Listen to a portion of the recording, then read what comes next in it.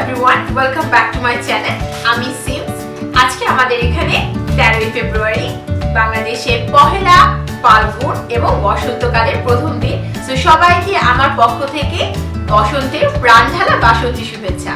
যারা আমার Facebook page seems world follow করো, তোমরা জানো আমার বেবি 14 মাস হয়ে গিয়েছে, 1 বছর 3 মাসে পড়বে দিস মান্থ।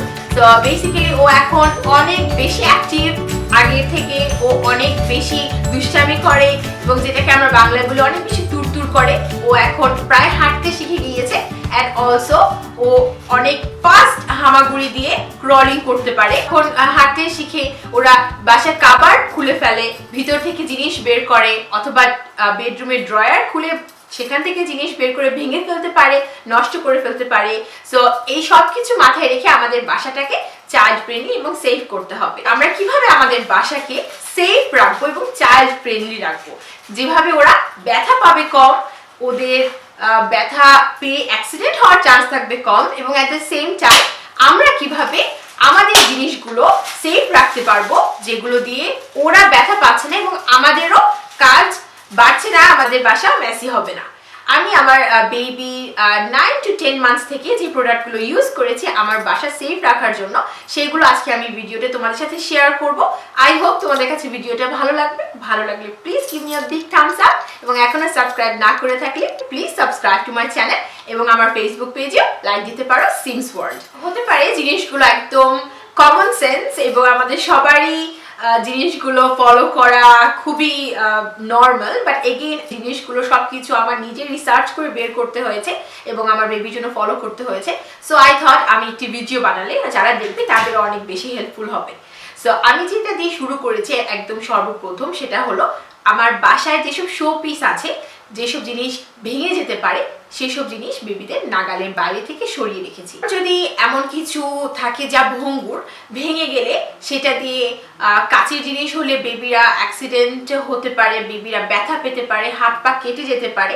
তাই শোপিস টাইপের সবকিছু বাচ্চাদের নাগালের বাইরে সরিয়ে রাখতে হবে। আমি জানি শোপিস হলো বাসার জুয়েলারি, শোপিস ছাড়া একটা বাসা কখনো কমপ্লিট দেখা যায় না, সুন্দর দেখা যায় না।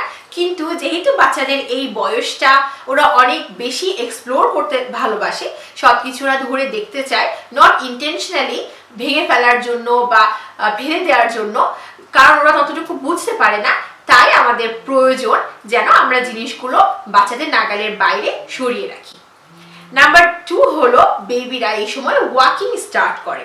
ওরা যখন ওয়াকিং শুরু করে তখন অনেক বেশি ব্যথা পায়, তাই আমাদের হেল্প করতে হবে ওদেরকে এমন ওয়াকিং অ্যাক্সেসরিজ দিতে যেন সেগুলো দিয়ে ওরা ওয়াকিংটা প্র্যাকটিস করতে পারে। এবং তার জন্য সর্বপ্রথম যেটা প্রয়োজন সেটা হলো বেবিদের সক্স, মোজা এবং জুতো। যদি মোজা কিনতে চাও, বেবিরা যখন ওয়াকার থেকে ওদের নামিয়ে ফেলবে, যখন ওরা ইন্ডিপেন্ডেন্ট ভাবে হালকা দাঁড়িয়ে ওয়াক করতে পারবে, তখন খেয়াল রাখতে হবে যেন অ্যান্টি স্লিপ মোজা তোমরা কিনো। যদি অ্যান্টি স্লিপ মোজা না কিনো তাহলে সেটা স্লিপ খেয়ে বেবিরা ইজিলি পড়ে যাওয়ার চান্স থাকে, ওরা ব্যালেন্সটা রাখতে পারে না। এবং অ্যাট দ্য সেম টাইম তোমাদের যদি অ্যান্টি স্লিপ মোজা না কিনতে পারো, তাহলে এমন করে গ্লু গান দিয়ে মোজার পিছনে প্লাস্টিক দিয়ে দিতে পারো, যেটা মোজা অ্যান্টি স্লিপ করতে সাহায্য করবে। যদি তোমরা জুতো কিনতে চাও, আমি প্রিফার করি বেবিদের সব সময় ছোটবেলা থেকে জুতো পরিয়ে অভ্যাস করা। এর কারণ হলো যখন বেবিরা জুতো পরবে ওরা বুঝতে পারবে জুতো পরে হাঁটার জন্য, ওরা এটাতে ওদের অভ্যাস হবে, ওদের প্র্যাকটিস হবে এবং হাঁটতে ওদের সুবিধা হবে। কারণ এনিওয়ে বাইরে গেলে ওরা যখন হাঁটবে তখন তো জুতো ওদের পরতেই হবে। সো জুতা কেনার সময় যে 3টা জিনিস আমি সবসময় খেয়াল রাখি, নাম্বার 1 হলো জুতাটা যেন অনেক সফট হয়, যত জুতা সফট হবে তত বেবিদের পায়ে আরাম হবে। নাম্বার 2 হলো জুতাটা যেন অ্যান্টি স্লিপ হয়, কারণ অ্যান্টি স্লিপ হলে ওদের পড়ে যাওয়ার সম্ভাবনা কমে যাবে। এবং থার্ড হলো জুতোগুলো যেন বাকল থাকে, বন্ধ করা এবং খোলা ইজি হয়, তাহলে চট করে বাকল দিয়ে কুইকলি জুতো পরিয়ে ফেলা যাবে উইদাউট এনি হ্যাসল। আমি এমন নি প্যাড কিনে নিয়েছি, এই নি প্যাডগুলো হালকা প্যাডেড, সো বেবিরা পরে গেলেও খুব একটা বেশি ব্যথা পাবে না, এবং সেটা চাইলে এলবোতেও ইউজ করা যেতে পারে, অর্থাৎ কনুইতেও ইউজ করা যেতে পারে এবং হাঁটুতে ইউজ করা যেতে পারে।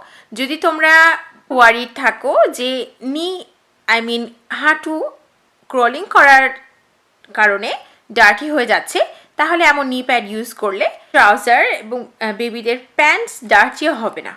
সো আমাদের প্লিজ মেক শিওর করতে হবে যেন আমরা বেবিদের রাইট ওয়াকিং অ্যাক্সেসরিজ দিচ্ছি, যেন ওরা ব্যথা না পেয়ে সুন্দরভাবে ওয়াকিং প্র্যাকটিস করে শিখতে পারে। নাম্বার 3 হলো covered safety lock.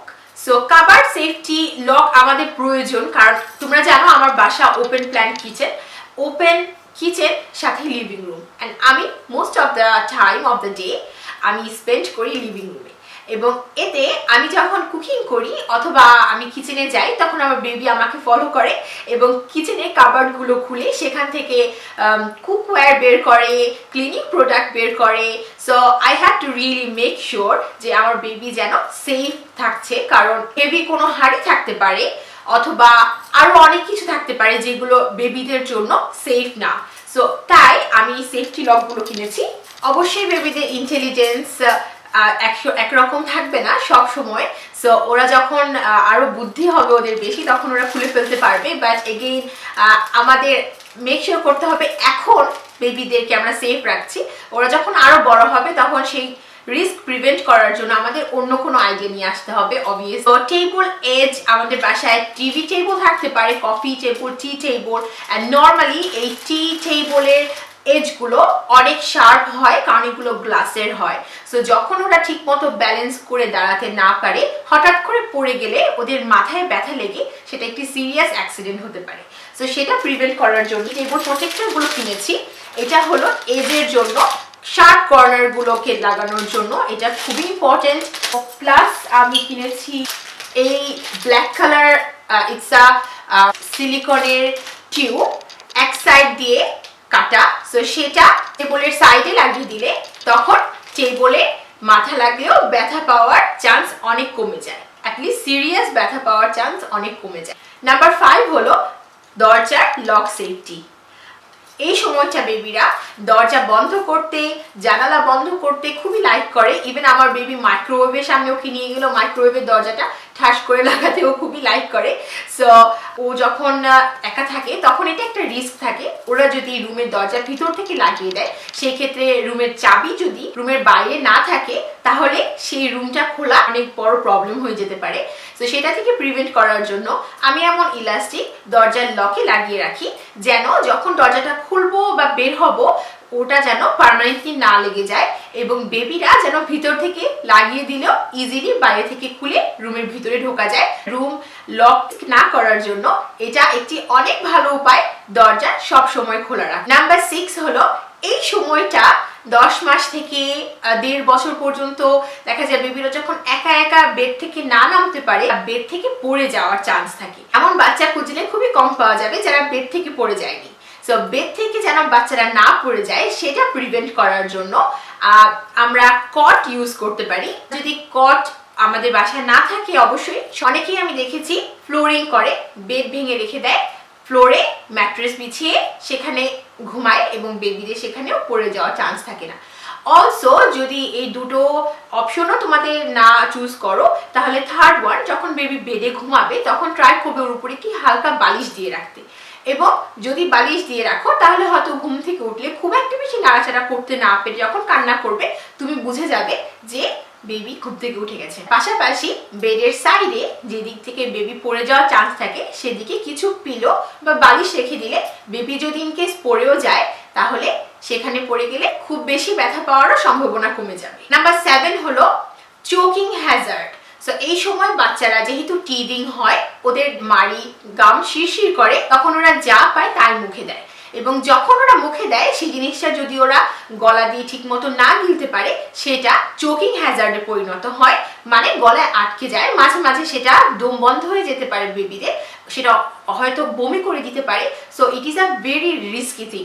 So choking hazard prevent করার জন্য যেটা করতে হবে সেটা হলো বেবিদের নাগালের বাইরে ছোট জিনিস যেমন ইয়াররিংস, অথবা হতে পারে আমরা চানাচুর খাচ্ছি সেই চানাচুর, অথবা এমন ছোটখাটো জিনিস যেগুলো বেবিদের ইজিলি গলা দিয়ে আটকে যেতে পারে সেই জিনিসগুলো, ইভেন বড় জিনিস লাইক আ বাইট সাইজ, যেটা আমাদের জন্য বড়দের জন্য বাইট সাইজ, সেই জিনিসগুলো বেবিদের হাতের নাগালের বাইরে রাখতে হবে।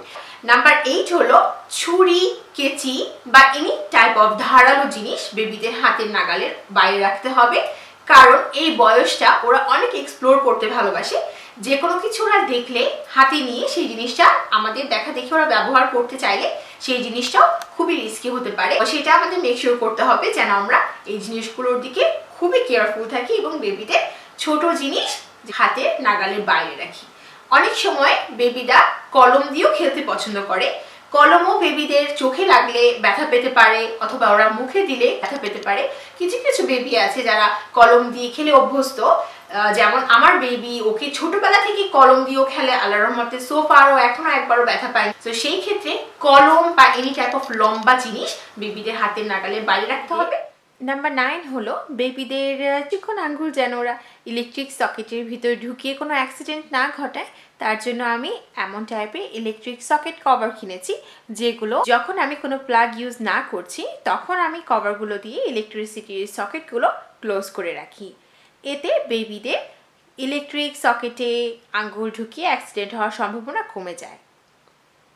নাম্বার 10 এবং দি লাস্ট ওয়ান হলো, অনেকেই আছে যারা ডুপ্লেক্স বাসায় থাকে, অর্থাৎ উপরে বেডরুম থাকে এবং নিচে লিভিং রুম এবং কিচেন। যখন বেবিরা একা একা হাঁটতে শিখে তখন দেখা যায় ওরা স্টেয়ার্সের প্রতি, সিঁড়ির প্রতি ওদের আগ্রহ অনেক বেশি থাকে। যখনই ওরা সিঁড়ি দেখে হয় সিঁড়ি দিয়ে উপরে উঠতে চায় অথবা নামতে চায়। সেটা একটি রিস্কি ব্যাপার, কারণ ওরা ব্যালেন্স না রাখলে সিঁড়ি দিয়ে গড়িয়ে পড়ে যেতে পারে। তাই সেটা অ্যাভয়েড করার জন্য আমরা এমন স্টেয়ার্স গেট কিনে নিতে পারি। সেটা আমরা যদি সিঁড়ির উপরে এবং নিচে লাগিয়ে নেই তাহলে বেবিদের আননেসেসারি পড়ে যাওয়ার রিস্ক এবং সিঁড়ি দিয়ে ক্লাইম্ব করে ওঠারও রিস্ক কমে যায়। এবং অ্যাট দ্য সেম টাইম যদি আমাদের বাসা গার্ডেনের সাথে থাকে তাহলে এমন গেট লাগিয়ে নিলে বেবিরা বাসার বাইরে অথবা গার্ডেনে যেতে পারবে না। মেক শিওর করতে হবে যেন এই বাসাটা চাইল্ড ফ্রেন্ডলি এবং baby safe. So I hope তোমাদের কাছে ভিডিওটা ভালো লেগেছে। যদি ভালো লাগে please give me a big Thums up, এবং আমার চ্যানেলে সাবস্ক্রাইব না করে থাকলে please subscribe to my channel. এবং আমার ভিডিও ভালো লাগলে প্লিজ তোমাদের ফ্রেন্ডস এন্ড ফ্যামিলিদের সাথে আমার ভিডিও শেয়ার করতে ভুলবে না, তাহলে ওরা আমার ভিডিও দেখে অবশ্যই তাদের বেবিদের জন্য কিছু না কিছু শিখতে পারবে। Thank you very much for watching and I see you soon on my next video. Till then সবাইকে আবারও বসন্তের শুভেচ্ছা জানিয়ে বাই।